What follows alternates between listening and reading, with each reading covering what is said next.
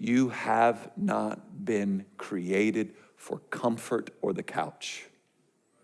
When I said early on that the frequency that men give themselves over to comfort and couch, I'm trying to help you process and understand that God has created you for war, not comfort. In fact, the more comfort you have, the more you lack genuine biblical masculinity.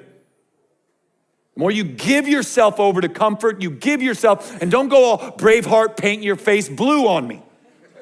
All right, sometimes the war men have been called into is that type of war. Most of the time, the war is to get up off the couch. Like the war, more often than not, is me getting up and pursuing my wife's heart when I'm exhausted and don't feel like it. A lot of times, the war for me is to manage our budget in a way that our family can flourish and don't have to worry about those things.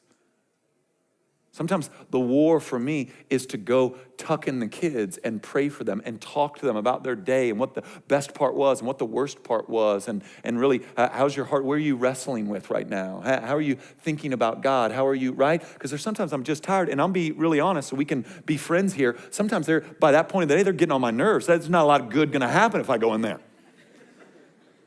Oh, you guys are so awesome. I'll try to be the type of parent you are one day. Right? Like there's sometimes I'm just like, I don't want to go in there. I want to just sit here. I'd like to start getting ready for bed myself. I'd like to finish reading this book that I'm in. I'd like to, right? Sometimes the war is on that ground. It's not face painted blue, running into the field to slaughter the Lord's enemies.